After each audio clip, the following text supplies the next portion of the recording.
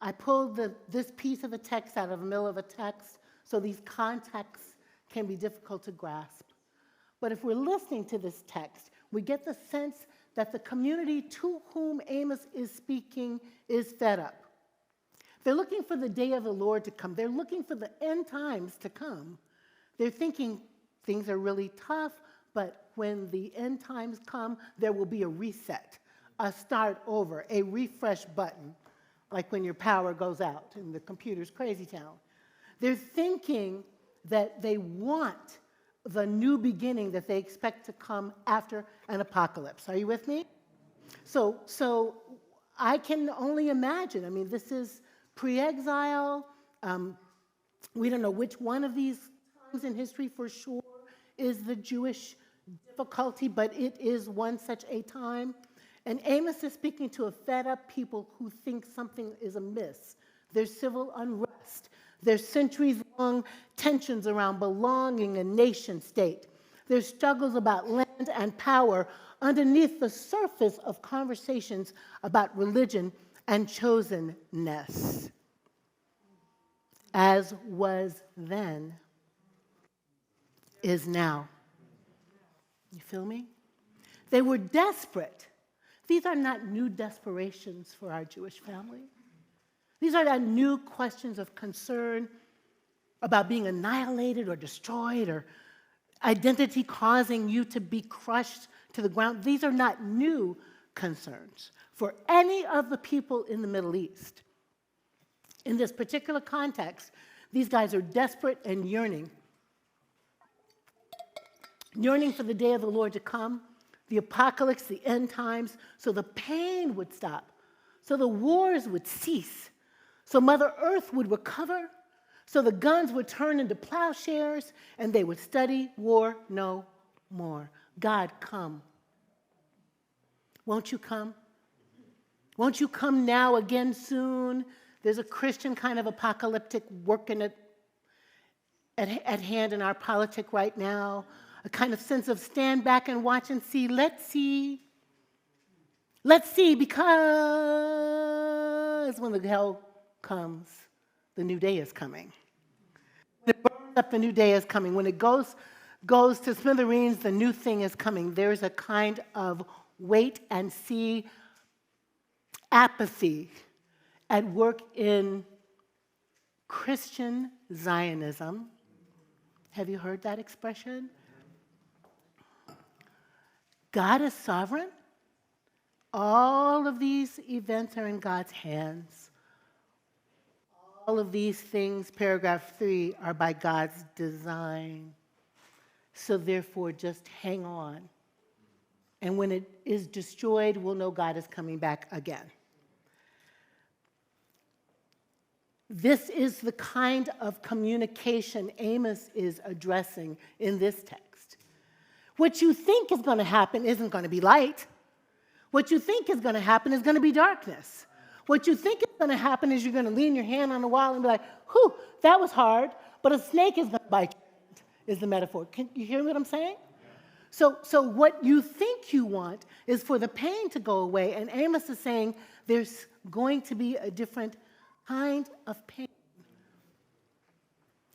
As in, we're always going to have trouble. But let's talk about apocalypse for just a second. Just a second. 1,140 dead. October 7th. 132 hostages. For those people, for those families, the end has come. Are you with me?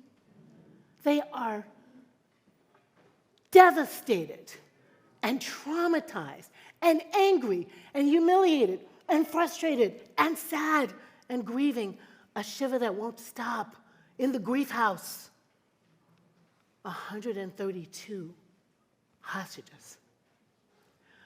24,190 dead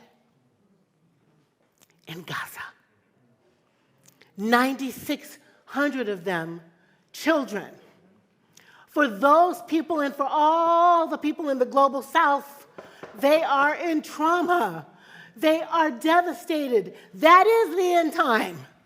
Could it get any worse? Graves turned over by plows, hospitals bombed, schools bombed, churches bombed, people dead. Could it feel any more like the end of life as you know it than it is for these people? Are you with me? And for all of us who watch, no matter what our politics, no matter what we say out loud, no matter what we tweet or text, or we cannot, we're human. We can't watch it and be okay. I'm not okay. Are you okay? I'm not okay. I'm not looking for the end times. My mama was alive. She'd be calling me every day right in here. Girl, is this the last day? Because look how crazy it is. That was Mommy's favorite question. Are we there yet? God, I hope not. But that's just two places. Is anybody tracking the casualties in Ukraine?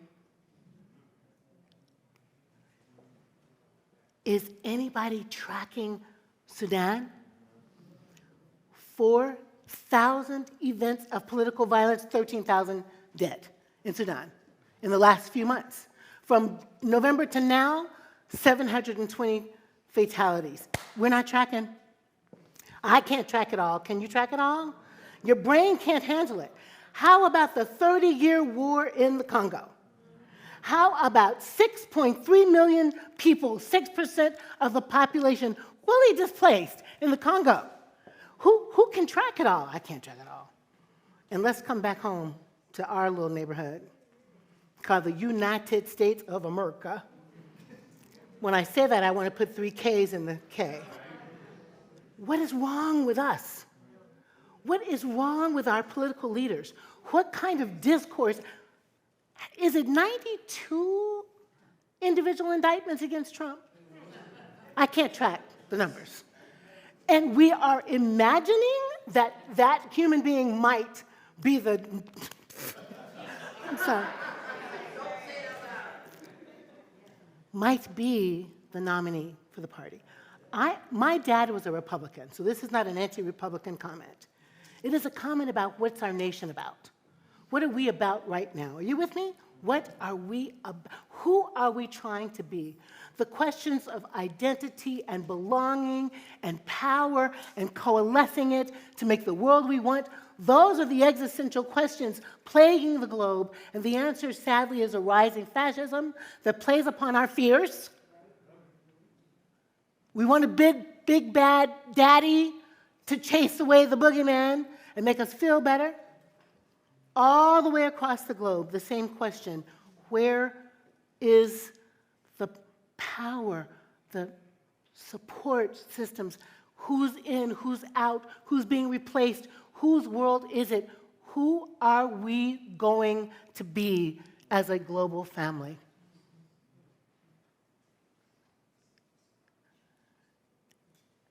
The question is not new. It's King Day. And he had some answers. First analysis: 3 threats against humankind. 1 being racism. The whole backdrop story of the United States of America is whites are better than everybody else. Our founding parents, fathers, didn't come here as Christians. They came mostly not as theists, but they came leaving their own oppression, seeking a land where they could be free, and they brought inside them the oppression that they had experienced, and then they oppressed the ones they found. Hurt people, oppress people. Amen? So baked into the fabric of the nation is a white supremacist ideology that says land, whiteness, maleness, straightness, excuse me, now Christianness has all the power, is at the top of the caste, and everybody else is at the bottom. White people with black people down here, Jews somewhere in here. This is what This is what Dr. King analyzed as the most catastrophic pillar of our society. And sadly, though Dr. King was killed in 1968, these last decades have not changed the race dynamic in America. Not nearly enough for it to make a difference. Black people make less money on the dollar than whites. There's a 21,000% wealth gap between black folks and white folks. Black women make the less than any other female cohort in the nation. The fact is, race matters. Race absolutely matters. And Dr. King then, and I'm saying now, if we don't look directly at racism as the cancer that is killing us, we are going to keep having the same conversation over and over again. Race and race matters are a plague on our nation. And when when I was a young preacher here 20 years ago, talking about Black Lives Matter, people were calling my board chair, Vicki, then and saying, "Why is Jacqui always talking about race?" And somebody said, "Because she's black." That's actually not the reason I was always talking about race. I was talking about race because race is everything. Race is housing patterns. Race is healthcare. Race is school districts. Race is voting rights. Race is pay. Race is, excuse me, I just lost that. Race is environment. Race is water systems. Race is longevity. Race is cellular. We are built on the fault lines of race. And here at Middle Church, we understand that this is the most important work for us to do, because when we dismantle the race thing, we're dismantling all the other things, right? So what are we doing about that? We are having a conference April 26 to 28 called Freedom Rising, You Move the World. Freedom Rising, You Move the World, where we're going to take on race and racism straight on the head. And I am hoping, for goodness sake, that you won't let King Day be a day that we mourn how bad race is, but in fact you sign up for the conference. Can you do that for me, my people? The second thing that King put on the table was materialism. He called it materialism, and I'm calling it, sorry, forgive me, capitalism. It's okay to snap and stay with me. I, have on a Hugo Boss Macy's knockoff dress, okay? So I'm not a person who believes that we shouldn't be able to buy some goods and services. That's hypocritical to say. But I am saying what we call capitalism actually is a kind of hegemony in which white people, not white people like y'all, but white people, nobody in this room, not anybody in this room, is the kind of white I'm talking about. Let me see. And if so, start giving me more money. No, I don't think so. The less than 1%, the people who drive everything, the ones who own everything, who dictate social media, who dictate pricing, who dictate global connections, that kind of white is materialism gone crazy. It communicates to all of us in our feeds what it wants us to know, what it wants us to think about. I said the other day, I broke John's phone cord, and I said, "John, oh my God, I don't know how I broke your phone cord," and Apple gave me phone cords to enjoy in my feed. The machine that is that kind of white is listening, watching, pulling strings, and I'm going to say pitting us against each other, right? That kind of machine does not want us to be in solidarity with each other. That kind of machine wants us to say somehow Jewish people and Palestinian people can't both have a homeland. That kind of machine wants us to think if we're standing for Palestinians, we're anti-Semitic. That is a trope of whiteness that is a lie, but that is causing us to battle each other. Right?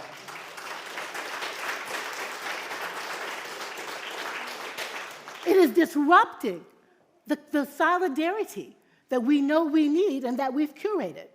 So what are we doing about that? Everything I'm complaining about, I'm trying to give us a solution, right?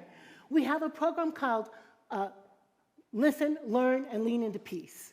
We're not catechizing you in these conversations, but we're trying to say, if you're thinking about whiteness as a trope, and we are, that has capitalistic tendencies and agendas, and it does, then come to these conversations and listen to other voices so you can hear what people really think.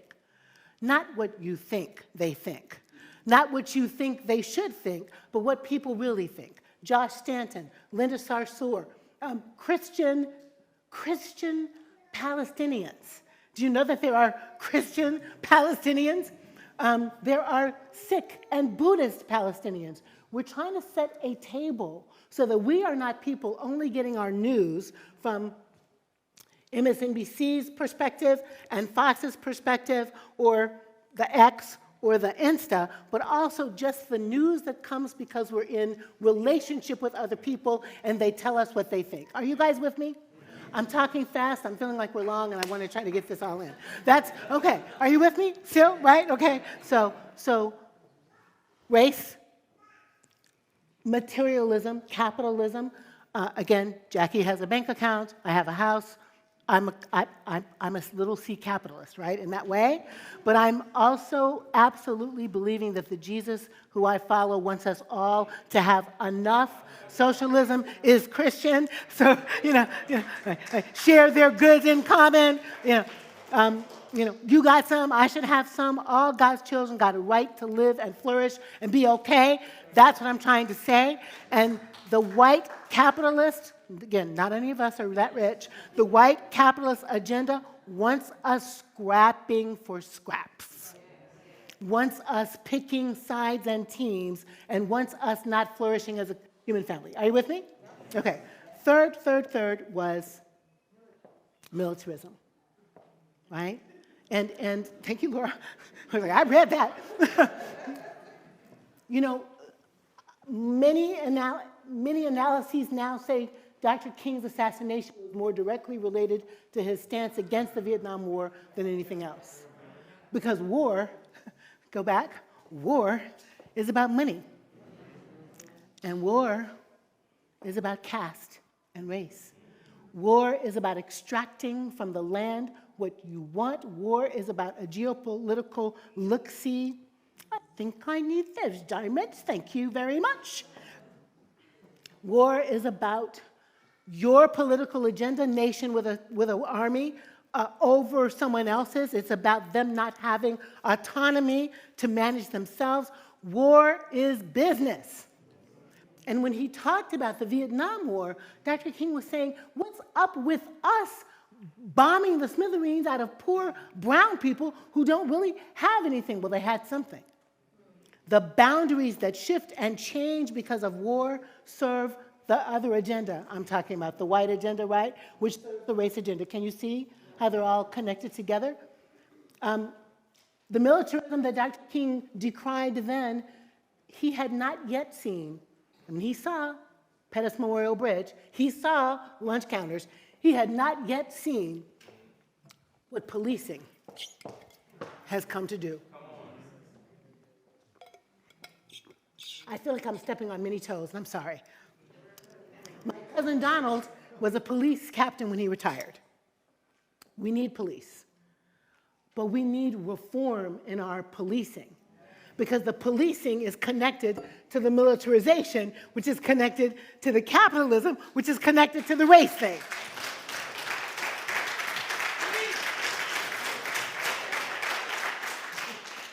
So if you have your police being trained in military tactics, I was in Paris, I like being in Paris, with John. We took a training, we went down to the cathedral thingy down there, and it was a beautiful train, that place. We had a beautiful time, beautiful young people on the train. I love young people. They were this cute little, they dressed like our American kiddos, whatever. They were just on the train, and a woman started walking through the train like, I was like, what's happening, right? So these young people evidently had gotten on the train after done something wrong. And the people were watching them. They were not beating them down. They were not kicking their booty. They were just watching them, right? And so when we got to the next stop, the nice-looking young people, very nicely dressed, all got off the train and were subdued by police. Let me tell you how they were subdued by the police. Come with me. That was subduing. Oh, my God. They got them off the train gently. They did not kick their behinds. They did not beat them with batons. They did not shoot them with guns. They used their personalities and their bodies to get the children off the train, and they got them off the train. Policing doesn't have to mean a death sentence. You shouldn't make a phone call about mental health and your 11-year-old is shot. That is not what it should happen. And I had so many Dr. King quotes in my sermon. You'll get that in the version that goes out on the interwebs. Thank you, Substack. Because we got to know there's more than I have a dream. There's more than I have a dream. So we can have a little King read-in, okay? Your pastor, who's a Kingian nonviolent student, is saying to you, not enough has changed.